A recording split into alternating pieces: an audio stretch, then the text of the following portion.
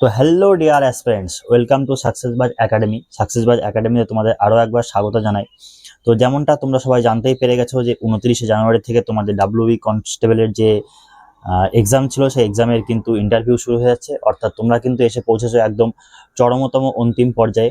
এখান থেকে তোমাদের আর ফিরে যাওয়ার কিন্তু কোনো রাস্তা নেই। এখান থেকে হয় তোমাকে আগে যেতে হবে, তা না হলে কিন্তু আবার তোমাকে সেই জিরো থেকে স্টার্ট করতে হবে।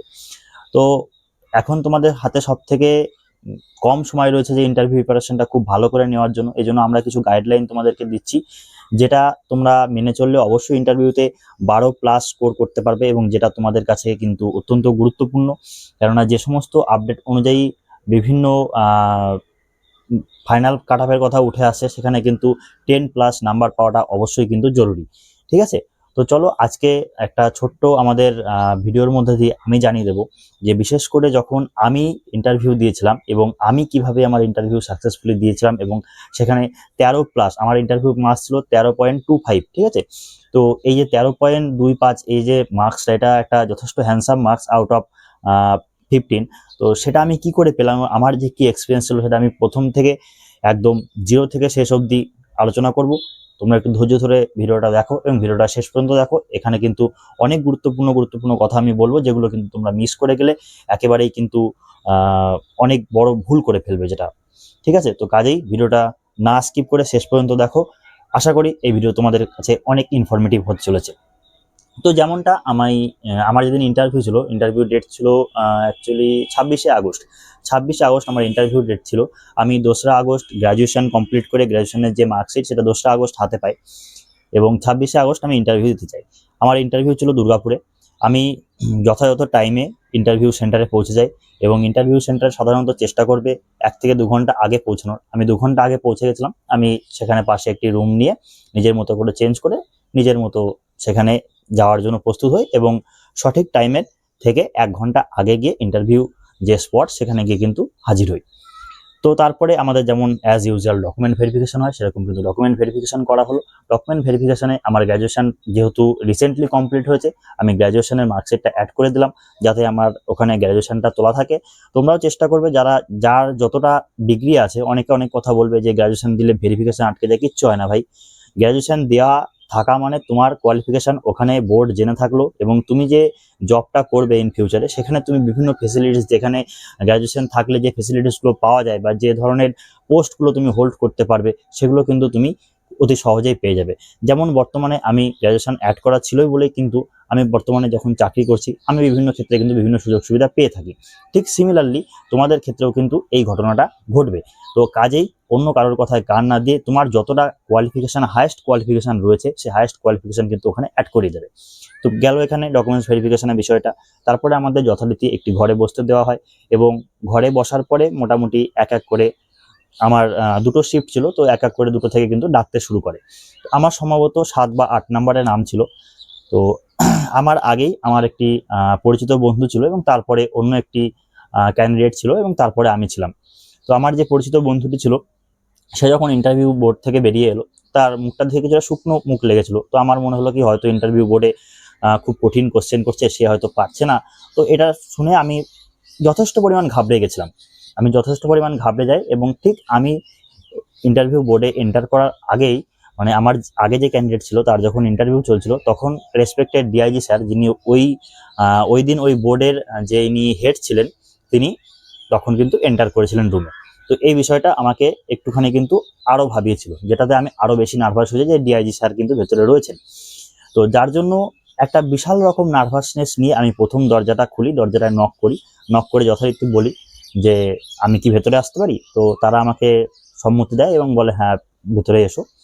তো আমি ভেতরে যাওয়ার পরে সবার প্রথমে আমি সবাইকে টাইম উইশ করি, এবং সবাইকে বলি যে good afternoon sir, good afternoon ma'am. তো আমার যে বোর্ড ছিল, সেই বোর্ডে কিন্তু মোটামুটি 9জন মতো মেম্বার ছিল। 9জন মেম্বার ছিল। সামনে 3জন বসেছিল, আমার স্পষ্ট মনে আছে। এই সাইডে 2জন বসেছিল, 3 আর 2 5জন, এদিকে 2জন বসেছিল, টোটাল 7জন। আর যে 2জন লোক ছিল, সে 2টো সিট ফাঁকা ছিল, এদিকে ডান দিকে এবং বাঁ দিকে। তো তারা ইন্টারভিউ চলাকালীন কিন্তু ওই 2জন এন্টার করেছিলেন। ঠিক আছে, টোটাল 9জন কিন্তু আমার যে প্যানেল ছিল, সেই প্যানেলে টোটাল 9জন ছিল। এবার সামনে যে 3জন ছিল, তাদের মধ্যে মাঝখানে ডিআইজি স্যার বসেছিলেন। তো যদিও তিনি যথেষ্ট হেল্পফুল এবং যথেষ্ট ফ্রেন্ডলি কথা বলছিলেন, কিন্তু আমার মনে ওই যে বললাম প্রথমে একটা ঘাবড়ে যাওয়া ভয় ছিল। তো সেটা নিয়ে আমি যখন এন্টার করি, তারা যখন আমাকে বসতে বলে, তো বসার পরে যে যথারীতি তোমরা যে অ্যাপিয়ারেন্সে যে তোমরা ধন্যবাদ স্যার বা ধন্যবাদ ম্যাডাম যেটা বলো বা থ্যাংক ইউ, আমি ওটা বলতে ভুলে যাই। আমি তোমাদের আজকে এই জার্নির কথাটাই বলবো যে কিভাবে একটা নার্ভাসনেস কাটিয়ে উঠে ইন্টারভিউতে 13+ মার্কস পাওয়া যায়। আমি এতটা নার্ভাস ছিলাম যে আমি ওই থ্যাংক ইউ কথাটা বলতে ভুলে যাই, এবং আমার মোটামুটি বসার 7-8 সেকেন্ড পরে রিয়েলাইজ হয় যে আমি তো থ্যাংক ইউ বলিনি। তারা কিন্তু তখন আমার জন্য ওয়েট করছে যে আমি কিছু বললাম না কেন, তারা বুঝতে পারছে যে আমি নার্ভাস হয়ে গেছি। তো সেই সময় কিন্তু আমি বলি থ্যাংক ইউ স্যার, এবং সেটা খুব হালকা একটা আওয়াজ যা শোনা গেল। এটা শুনেই যিনি ডিআইজি স্যার ছিলেন তিনি হালকা মুচকি হাসলেন, তিনি বুঝে গেলেন যে ক্যান্ডিডেট পুরোপুরি নার্ভাস হয়ে গেছে। তো এরপরেই তারা একের পর এক কোশ্চেন করতে শুরু করেন। আমার প্রথম প্রশ্ন ছিল, নাম কিরণময় পাল? Yes sir. তারা তারপর জিজ্ঞেস করলে, তুমি গ্র্যাজুয়েশন কমপ্লিট করেছো? তো আমার যেহেতু গ্র্যাজুয়েশনটা ওখানে অ্যাড করা ছিল, আমি বললাম হ্যাঁ স্যার, আমি গ্র্যাজুয়েশন কমপ্লিট করেছি। কবে করেছো? ব্যাক টু ব্যাক কোশ্চেন হচ্ছে, কবে করেছো? আমি বললাম স্যার, গত 2রা আগস্ট আমি গ্র্যাজুয়েশনের মার্কশিট হাতে পেয়েছি, এবং গত জুলাই মাসে আমি এক্সাম দিয়েছিলাম। আচ্ছা ঠিক আছে, তো তুমি কোন ইউনিভার্সিটি থেকে গ্র্যাজুয়েশন কমপ্লিট করেছো? তখন আমি বললাম স্যার, আমি কল্যাণী ইউনিভার্সিটিতে গ্র্যাজুয়েশন কমপ্লিট করেছি। এরপরে সব থেকে ট্রিকি কোশ্চেন যেটা, সেটা হচ্ছে করা হয় যে কল্যাণী ইউনিভার্সিটি কার নামে, কল্যাণী ইউনিভার্সিটি কার নামে।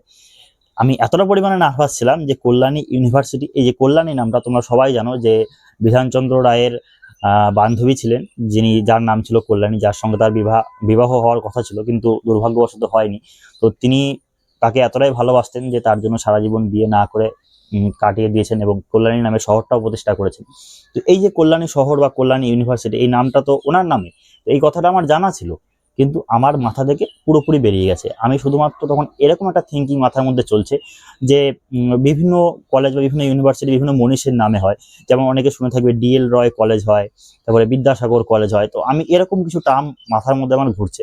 তো এরকম করতে করতে আমি যখন দেখছি পারছি না, 2-3 সেকেন্ডের মাথায় আমি বললাম সরি স্যার, এটা আমার জানা নেই, তবে আমি অবশ্যই জেনে নেওয়ার চেষ্টা করব। এই অ্যাপিয়ারেন্সটা তোমরাও রাখবে। তো ঠিক আছে। তো তারপরে তারা কিন্তু আমাকে একটু চেষ্টা করছিল যাতে আমি নার্ভাসনেসটা কাটিয়ে উঠি। তারা পরবর্তী কোশ্চেন করলো, আচ্ছা বলো তো কল্যাণী শহরটা কে প্রতিষ্ঠা করেন, এটা কি তোমার জানা আছে? হ্যাঁ স্যার। মানে তারা কিন্তু আমাকে ধরানোর চেষ্টা করছে যে কল্যাণী বিধানচন্দ্র রায়ের কিন্তু গার্লফ্রেন্ড। আমি তখন বললাম স্যার, বিধানচন্দ্র রায়। এইবার এইখানে সব থেকে আর একটা বড় ভুল আমি কি করি, বিধানচন্দ্র রায় বলতে গিয়ে আমি যেখানে ইন্টারভিউ দিতে গেছিলাম সেই জায়গাটা স্থানীয় নাম ছিল বিধাননগর, ঠিক আছে। তো আমি বিধানচন্দ্র রায়ের জায়গায় আমি বলি বিধাননগর রায়। কথাটা খুব ভালো করে বুঝবে, বিধানচন্দ্র রায়কে আমি বললাম বিধাননগর রায়, ঠিক আছে। এবার আমি যখন ফ্লোতে কথাটা বলছি বিধাননগর, এই বিধানচন্দ্র জায়গায় বিধাননগর, এই লাস্টের মোমেন্টটা নাই, নগরটা একদম স্লো আস্তে হয়ে গেছে, বিধানচন্দ্র না বলে বিধাননগর রায় এরকম ভাবে বলছি, বিধাননগর রায়। এই যে কথাটা বললাম, তারা বুঝতে পেরে গেছে, তারা কিন্তু এটা শুনতে পারেনি যে বিধাননগর রায় যদি শুনতে, তাহলে আজকে আমি চাকরি করতাম না, আমি কনফার্ম। তো তারা হয়তো সেটা শুনতে পারেনি নগর কথা, কিন্তু তারা এটা বুঝতে পেরেছে ও বিধানচন্দ্র রায় বলেন, অন্য কিছু একটা বলেছে। হ্যাঁ কি বললে, এরকম ভাবে আমাকে রিফ্লেক্ট কোশ্চেন করা হলো। তো আমি বললাম স্যার, মাননীয় বিধানচন্দ্র রায়। বলছে, আবার একজন হাসলেন, মুচকি হাসলেন, হেসে বললেন আচ্ছা উনি তো ডক্টর ছিলেন। তো আমি এতটা পরিমাণে নার্ভাস, আবার আমি ঘুরিয়ে বললাম স্যার, মাননীয় ডক্টর বিধানচন্দ্র রায়। তো এই গেল হচ্ছে এই বিধানচন্দ্র লাইনে কাহিনী। তারপরে তারা হেসে বিষয়টাকে স্কিপ করবে। তারপরে একজন ম্যাডাম ছিলেন, যিনি বললেন যে আচ্ছা তোমার কোন বিষয়ে গ্র্যাজুয়েশন? আমি বললাম যে ম্যাম, আমার জিওগ্রাফি বিষয়ে আমি গ্র্যাজুয়েশন করেছি। আচ্ছা ওয়েল, তো তাহলে তুমি একটা কাজ করো, তুমি আমাদের পশ্চিমবঙ্গকে ভূপ্রাকৃতিক বিভাগ করো, মানে ভূপ্রাকৃতিকভাবে পশ্চিমবঙ্গকে ভাগ করো। ঠিক আছে। আমি যথারীতি 5টা ভাগের কথা বললাম, পার্বত্য অঞ্চল, আমাদের মালভূমি অঞ্চল, আমাদের বিস্তীর্ণ গাঙ্গেয় সমভূমি অঞ্চল, এবং আমাদের তোমার যে জঙ্গলমহলের যে এরিয়াগুলো, সেই এরিয়াগুলোকে নিয়ে বললাম। এবং সব থেকে বড় বিষয় যে উপকূলীয় সমভূমি, উপকূলীয় এলাকা, এটা আমি বলতে ভুলে যাই এবং স্কিপ করি। তো তারপরে তারা বলে যে আচ্ছা পশ্চিমবঙ্গে তো সমুদ্র উপকূলও রয়েছে। আমি বললাম হ্যাঁ ম্যাম। তো তাহলে উপকূলীয় সমভূমিটা তো তুমি বললে না। আমি তখনই সঙ্গে সঙ্গে ইয়েস ম্যাম, আমার ভুল হয়ে গেছে। উপকূলীয় সমভূমি যেগুলো আমাদের দক্ষিণ চব্বিশ পরগনা এবং মেদিনীপুরের কিছু এরিয়া জুড়ে আমরা দেখতে পাই। ব্যাস, এটা গেল আমার সাবজেক্টিভের প্রথম প্রশ্ন। দ্বিতীয় প্রশ্ন, ওখানে এতটাই ট্রিকি প্রশ্ন করা হয়, আমাকে জিজ্ঞেস করা হয় যে আচ্ছা বলো তো, যে আমাদের ভারতবর্ষে মৌসুমী বায়ু যখন আগমন ঘটে সেটা কোন দিক থেকে আগমন ঘটে? আমি বললাম যথারীতি যে ম্যাডাম দক্ষিণ পশ্চিম দিক থেকে মৌসুমী বায়ুর আগমন ঘটে এবং তার প্রভাবে কিন্তু ভারতবর্ষে বৃষ্টিপাত হয়। তো তারপরে জিজ্ঞেস করে যে এই যে মৌসুমী বায়ু, এই মৌসুমী বায়ুতে তো ভারতবর্ষে বৃষ্টিপাত হয়, তাহলে ভারতবর্ষে মরুভূমি কেন সৃষ্টি হলো? বললাম এই কোশ্চেনটা বিশ্বাস করো আমার একদম আউট অফ সিলেবাস ছিল এবং আমার এ সম্পর্কে মানে বিন্দুমাত্র ধারণা ছিল না যে এই ধরনের এত ট্রিকি কোশ্চেন করতে পারে। যদি করতে পারে এরকম ধারণা আমার থাকতো আমি প্র্যাকটিস করে যেতাম, আমি একদম প্র্যাকটিস করে যাইনি। কিন্তু বেসিক ধারণা তো থাকে মানুষের, তো বেসিক ধারণার বশবর্তী হয়ে আমি বললাম ম্যাডাম পৃথিবীর সমস্ত উপমহাদেশ বা মহাদেশগুলিরই পশ্চিমভাগে আমাদের মরুভূমির সৃষ্টি হয়েছে, সেরকম ভারতবর্ষেও থর মরুভূমি দেখা যায়। তো তারা কিন্তু এটাতে স্যাটিসফাই ছিল না, তারা বললো আরো ডিটেলস জানতে চাইছে যে আচ্ছা তো পশ্চিম ভাগে কেন মরুভূমি সৃষ্টি হচ্ছে বাবু একটু বলো। তো আমার কাছে সেই মুহূর্তে কোনো উত্তর ছিল না এবং যখন আমি প্রিভিয়াস এতগুলো কোশ্চেন ঘাবড়ে গেছি তখন এখানে এসে আরো ঘাবড়ে রয়েছি যে আমার সাবজেক্টের কোশ্চেন আমি বলতে পারছি না, এটা তো একটা বিশাল বড় ব্যাড ইমপ্রেশন, এরকম একটা জিনিস ভেতরে কিন্তু কাজ করছে। তো তারা কিন্তু আমাকে ধরিয়ে দেওয়ার চেষ্টা করছিল যে আচ্ছা বাবু তুমি একবার চেষ্টা করো মৌসুমী বায়ুর গতিপথটা, মৌসুমী বায়ু দক্ষিণ পশ্চিম থেকে উত্তর পূর্বে যাচ্ছে, তো এই গতিপথটা তুমি একবার চিন্তা করো, তাহলে দেখো তুমি একটু হিন্টস পেতে পারো। আমি বললাম ঠিক আছে ম্যাম, আমি কি কিছু সময় নিতে পারি? বললো হ্যাঁ নিশ্চয়ই সময় নাও। আমি 3-4 সেকেন্ড ভাবলাম, 3-4 সেকেন্ড ভেবে কিন্তু আমি উত্তর দিলাম ইয়েস ম্যাম, মৌসুমী বায়ু যখন ভারতবর্ষে প্রবেশ করে সেটা পশ্চিমঘাট পর্বতে বাধাপ্রাপ্ত হয়ে দুটো ভাগে বিভক্ত হয়ে যায়। একটা পশ্চিমঘাট পর্বতের ঢালে পশ্চিমঘাট পর্বতের পশ্চিম ঢালে বৃষ্টিপাত ঘটায়, অন্য শাখাটি কিন্তু আমাদের ভারতবর্ষের মধ্যে প্রবেশ করে এবং যেটা কিন্তু সুদূর একদম মেঘালয় পর্যন্ত গিয়ে মেঘালয়ের যে তোমার চেরাপুঞ্জি, যেটা আমরা সবাই জানি, সেখানে ধাক্কা পেয়ে কিন্তু বৃষ্টিপাত ঘটায়, যার প্রভাবে কিন্তু আমাদের উত্তর পূর্ব ভারতে কিন্তু সর্বাধিক বৃষ্টিপাত হয় এবং এর কিছুটা অংশ আমাদের উত্তর ভারতে আসে, যার জন্য বৃষ্টিপাত হয়। কিন্তু সব থেকে বড় বিষয় হচ্ছে আমাদের যে মৌসুমী বায়ু সেটা কিন্তু এই থর মরুভূমি এলাকায় কিন্তু কোনো রকম বৃষ্টিপাত ঘটাতে পারে না। প্রথমত সেখান পর্যন্ত মৌসুমী বায়ু পৌঁছায় না, দ্বিতীয়ত সেখানে পর্যন্ত কিন্তু আমাদের যে মানে কোনো বৃহৎ কোনো পর্বত নেই যেখানে বাধা পেয়ে শৈলক্ষেপ বৃষ্টিপাতটা ঘটাবে। তো এই বিষয়টা কিন্তু আমি বলি। এবার দেখো এখানে তোমাদের জানার বিষয় কি, তোমাদের জানার বিষয় হচ্ছে এখানে এটাই যে ইন্টারভিউ বোর্ড মেম্বাররা কিন্তু তোমাকে ধরিয়ে দেওয়ার চেষ্টা করবে, তোমাকে ওই জায়গাটা ধরতে হবে। অনেক ক্যান্ডিডেট আছে, ইভেন আমিও হয়তো কনফিডেন্স না পাওয়ার কারণে বলতো না সরি ম্যাম আমার জানা নেই বা আমি পারবো না। তারা যেহেতু তোমাকে ধরিয়ে দেওয়ার চেষ্টা করছে, তোমার এটা অবশ্যই কর্তব্য তুমি কিন্তু একবার একটু চেষ্টা করো, সেটা ঠিক হোক বা ভুল হোক। এক্ষেত্রে তুমি ঠিক ভুল কিছু একটা চেষ্টা করতে পারো, কারণ বোর্ড মেম্বার তোমাকে চাইছে, বোর্ড মেম্বার তোমাকে ধরিয়ে দিচ্ছে, বোর্ড মেম্বার তোমাকে হেল্প করছে। তারপরেও যদি তুমি চুপ করে থাকো তাহলে কিন্তু সেটা একটা বিশাল বড় ব্যাড ইমপ্রেশন, যে তারা তোমাকে হেল্প করছে তাও তুমি তার হেল্পটা নিতে চাইছো না, তুমি যেখানে গোড়াপন্থী হয়ে যেখানে বসে আছো সেখানেই বসে থাকতে চাইছো। এটা খুব কিন্তু ব্যাড হ্যাবিট, তো এটা অবশ্যই করা যাবে না। যদি তারা তোমাকে হেল্প করে তারা কিন্তু অবশ্যই তোমাকে ওই জায়গাটা প্রিপেয়ার হওয়ার চেষ্টা করতে হবে, ওই জায়গাটা তোমাকে বলার একটু হলেও চেষ্টা করতে হবে, এইটা হচ্ছে বিষয়। এরপরে এটা যখন বলে ফেলি তখন বললাম বাহ এটা তুমি স্যাটিসফাইড, এটা আমরা খুবই সুন্দর বলেছো তুমি, এটা আমরা শুনে খুবই স্যাটিসফাইড হয়েছি, এটা তারা বললেন। ঠিক আছে ম্যাম, ধন্যবাদ ম্যাম, এরকম বললাম। তারপরে বললো যে আচ্ছা বেশ তাহলে তুমি আসতে পারো। তো এই ছিল আমার পুরো ইন্টারভিউ সামারি। আমাকে মোটামুটি 20 থেকে 18 থেকে 20 মিনিট মতো মোটামুটি রাখা হয়েছিল। আমার পরবর্তী যে ক্যান্ডিডেট ছিল সে তো ঘাবড়ে গেছে যে ভাই তোকে এত কেন রাখলো। একটা জিনিস মাথায় রাখবে, যখন তোমার ইন্টারভিউ লেন্দি হবে তার মানে তুমি বুঝে নেবে তোমার ইন্টারভিউ ভালো হচ্ছে। তোমার মধ্যে এমন কিছু কোয়ালিটি তারা পেয়ে গেছে যে কোয়ালিটির জন্য তারা তোমার সঙ্গে কথা বলতে চাইছে। এবার তাহলে তোমার এই গোটা কথাগুলো শুনে, গোটা হিস্ট্রিটা শুনে যে তোমার মনে হতে পারে তাহলে তোমার মধ্যে কি কোয়ালিটি ছিল। দেখো ভাই আমার মধ্যে আমি যেটুকু পরে রিয়েলাইজ করেছি যে কোয়ালিটি এটা ছিল, আমি কোনো জিনিস যদি না জানা থাকে, যেটা একেবারে জানি না সেটা আমি ডাইরেক্ট বলছি না স্যার বা ম্যাম এটা আমার জানা নেই, কিন্তু যে বিষয়ে আমার কনসেপ্ট ক্লিয়ার আছে কিন্তু আমি কনফিডেন্সের অভাবে উত্তর দিতে পারছি না, সেখানে কেউ আমাকে কনফিডেন্স দিলে আমি সেই পথটা কিন্তু চলতে পারি, আমার সেই পথে চলার সাহসটুকু আছে। একজন পুলিশের কি দরকার? একজন পুলিশের নির্ভীকতা দরকার, একজন পুলিশের সাহসিকতা দরকার, একজন পুলিশের সততা দরকার, একজন পুলিশের কিন্তু সঠিক তথ্য থাকলে সেই সঠিক তথ্য ডেলিভার করা দরকার, যদি সঠিক তথ্য না থাকে তাহলে সেটা অ্যাভয়েড করা দরকার। তুমি সাপোজ কোনো একটা জায়গায় ডিউটিতে রয়েছো, সেখানে কোনো একটা ইনসিডেন্ট ঘটে গেছে, তুমি সেই ইনসিডেন্টটাকে তোমার সুপেরিয়ার জিজ্ঞেস করছে বাবু কি হয়েছে বলো, তুমি সেখানে হয়তো কিছু কিছু জিনিস দেখেছিলে, কিছু জিনিস তুমি দেখোনি। এবার তুমি যে জিনিসটা দেখোনি সেটা তুমি অতিরঞ্জিত করে বাড়িয়ে বলতে যাচ্ছ যে আমি সুপেরিয়ার কাছে ভালো হবো বলে, তাহলে আলটিমেটলি কি হবে? আলটিমেটলি কিন্তু তোমার তদন্তের যে গতিপথ সেটা কিন্তু ডাইভার্ট হবে এবং তদন্ত কিন্তু সঠিকভাবে হবে না। তো কাজে এই কোয়ালিটিটা কিন্তু ব্যাড কোয়ালিটি। কিন্তু তোমার যেটুকু জানা আছে সেটুকু তুমি বললে, এরপরে তোমার সুপেরিয়র বললো বাবু একটু মনে করার চেষ্টা করো তো যে কি ঘটনাটা ঘটেছিল।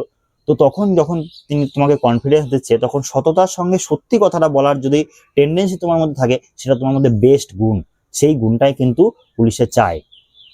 তো এই গুণগুলো কিন্তু যাচাই করা হয় যখনই কোনো জায়গায় কোনো পরীক্ষার ইন্টারভিউতে যাবে, সেই পরীক্ষার নিড কি, সেখানে কি চাওয়া হচ্ছে সেটা একটু ভেবে যাবে। তাহলে কি হবে, তোমরা ওই ইন্টারভিউ যখন অ্যাপিয়ার হবে তখন সেই কোয়ালিটিসগুলো যখন তোমার মধ্যে যাচাই করার তারা চেষ্টা করবে, সেই কোয়ালিটিসগুলো যাতে তুমি ওখানে ইনপুট করে আসতে পারো, ব্যাস এটুকুই, আর কিচ্ছু লাগে না। আর সব থেকে বড় বিষয় হচ্ছে, আমি তোমাদের বলবো যেটুকু তোমরা পড়াশোনা করেছো মোর দ্যান এনাফ পড়াশোনা করেছো, কোনো ঘাবড়ে যাওয়ার কোনো দরকার নেই। তোমাদেরকে নিজেদের মতো করে ওখানে ইন্টারভিউ বোর্ডে প্রবেশ করো, কনফিডেন্স হারাবে না, নার্ভাস হবে না। আর সব থেকে বড় বিষয় হলো যে যখন বোর্ড মেম্বাররা তোমাদের প্রশ্ন করবে, চেষ্টা করবে তাদের প্রশ্নগুলোকে সুন্দর করে গুছিয়ে উত্তর দেওয়ার, না জানা থাকলে সরি বলে জানি না, বা এটা আমি জেনে নেওয়ার চেষ্টা করব, বা এই মুহূর্তে মনে পড়ছে না, এই জাতীয় কথাগুলো বলবে। তোমার কথোপকথনে যেন ক্লিয়ারিটি থাকে, তোমার কথোপকথনে যেন কোনো রকম জড়তা না থাকে, আর তোমার কথোপকথনে যেন কেউ বোরিং ফিল না করে। দেখো তারা কিন্তু আমার সঙ্গে কথা বলেছে, তারা কথা বলেছে কারণ আমি কথা বলছিলাম। আমি যদি ওখানে চুপচাপ মাথা নিচে করে বসে থাকতাম তাহলে তারা কিন্তু কথা বলতো না, 2-3 মিনিটের মাথায় এক ছেলেটা কিছু জানা নাই বের করে দাও বলে বের করে দিত। কিন্তু আমাকে যখন 17-18 মিনিট প্লাস, প্রায় 18 থেকে 20 মিনিটের কাছাকাছি যখন তারা আমাকে ওখানে প্রেজেন্ট রেখেছে, তার মানে তাদের কিন্তু আমার সঙ্গে কথা বলে স্যাটিসফাইড লেগেছে, তাদের কিন্তু আমার সঙ্গে কথা বলে ভালো লেগেছে। তো তোমার এই ভালো লাগাটাই ওখানে গিয়ে কাজ করাতে হবে, তোমার পার্সোনালিটি যেটা সেটাকে তোমার ওখানে গিয়ে রিপ্রেজেন্ট করে আসতে হবে, তোমাকে অন্য কিচ্ছু করার দরকার নেই। ঠিক আছে, চলো আজকের ভিডিও এই পর্যন্তই, অনেক বেশি লেন্দি হয়ে গেল ভিডিওটা। যারা শেষ পর্যন্ত ধৈর্য ধরে দেখলে তাদেরকে অনেক অনেক ধন্যবাদ। আশা করি তোমাদের প্রত্যেকের ইন্টারভিউ অত্যন্ত ভালো হবে এবং প্রত্যেকে তোমরা ফাইনাল প্যানেলে নাম নথিভুক্ত করবে, এবং সব থেকে বড় বিষয় মা বাবার দুঃখ কষ্ট ঘুচাবে, এবং আগামী দিনে কিন্তু বেকারত্বের জ্বালা ঘুচিয়ে খুব তাড়াতাড়ি, আর হয়তো 1-2 মাস তার মধ্যে কিন্তু তোমরা বেকারত্বের যে চাদর সেই চাদরকে সরিয়ে নিজেরা কিন্তু নিজেদের একজন স্বাবলম্বী হিসেবে আত্মপ্রকাশ করবে, এমনটাই আশা করি। চলো আবারও দেখা হচ্ছে অন্য কোনো একটি ভিডিও নিয়ে, অন্য কোনো একটি পর্বে। ততক্ষণ ভালো থাকবে, সুস্থ থাকবে আর জমি প্রিপারেশন করবে। জয় হিন্দ।